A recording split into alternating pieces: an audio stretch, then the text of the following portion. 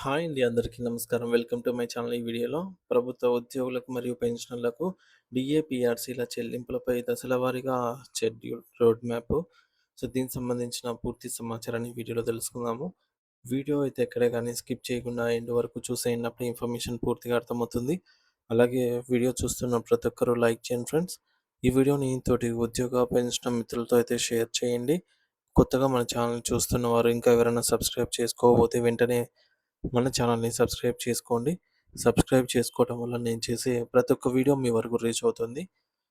Friends, ఇక విషయానికొచ్చినట్లయితే తెలంగాణ రాష్ట్రంలోని విద్యా రంగం ప్రస్తుతం అనేక సవాళ్లను ఎదుర్కొంటోంది. ఈ నేపథ్యంలో తమ సమస్యలను పరిష్కరించే వరకు విశ్రమించే ప్రసక్తే లేదని రాష్ట్ర ప్రభుత్వ ఉద్యోగులు, ముఖ్యంగా ఉపాధ్యాయ సంఘాలు గట్టిగా నిర్ణయించుకున్నాయి.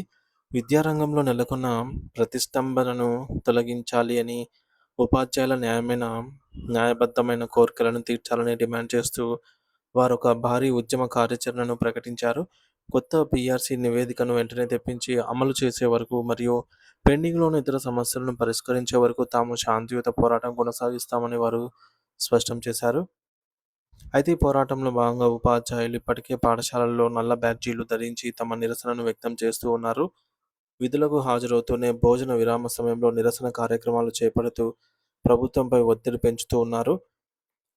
రాష్ట్రంలో విద్యాశాఖ బాధ్యతలను స్వయంగా ముఖ్యమంత్రి గారే పర్యవేక్షిస్తూ ఉన్నప్పటికీ సమస్యలు మాత్రం ఎక్కడికక్కడే అపరిష్కృతంగా ఉండటం పట్ల ఉపాధ్యాయ వర్గాల్లో తీవ్ర అసంతృప్తి నెలకొంది. విద్యారంగంలో ఎటువంటి సంస్కరణలు రాకపోగా ఉన్న పాఠశాలలు కూడా మూతపడటం వల్ల విద్యార్థుల తల్లిదండ్రులు సైతం ఆందోళన వ్యక్తం చేస్తూ ఉన్నారు.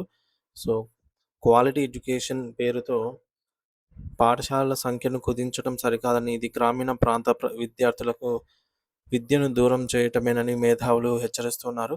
మరి ప్రభుత్వం పూర్వ ప్రాథమిక తరగతులను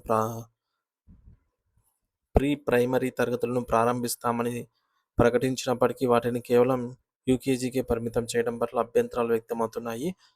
ఈ ప్రీ ప్రైమరీ తరగతులను మధ్యాహ్నం 12 గంటల వరకే నడపాలని, చిన్నపిల్లలపై ఒత్తిడి తగ్గించాలని ఉపాధ్యాయులు కోరుతున్నారు. అయితే ఉద్యమ కార్యాచరణను పరిశీలిస్తే ఇది దశల వారీగా మరింత ఉధృతం కానుంది.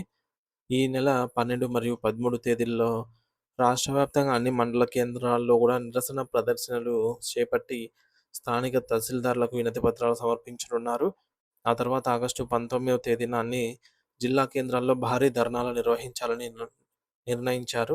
ఈ పోరాటం అక్కడితో ఆగకుండా ఆగస్టు 29న హైదరాబాద్లోని ఇందిరా పార్క్ వద్ద మహా ధర్నాగా పునరుద్ధరించుకోనుంది.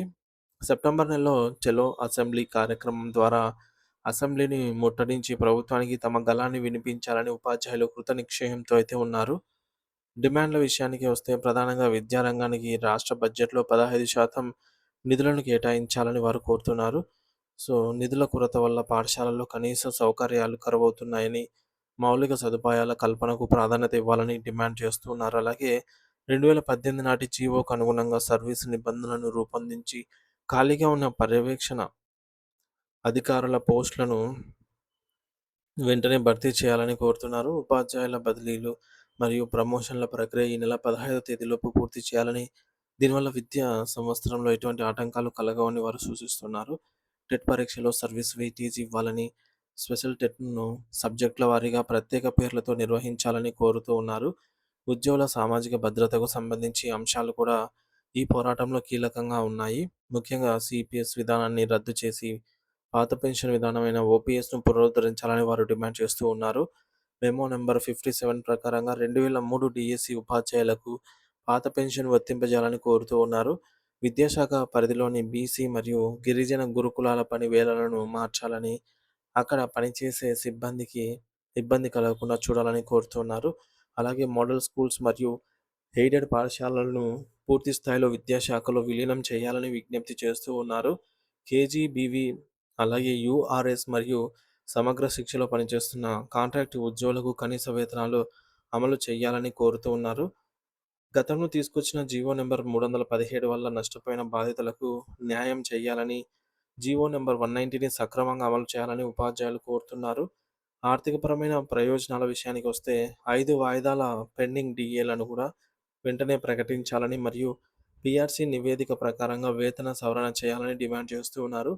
పెండింగ్ బిల్లుల చెల్లింపుల కోసం ప్రభుత్వం ప్రతి నెల కనీసం 2,000 కోట్ల రూపాయలను కేటాయించాలని, దీనివల్ల బకాయిల భారం తగ్గుతుందని వారు సూచిస్తూ ఉన్నారు.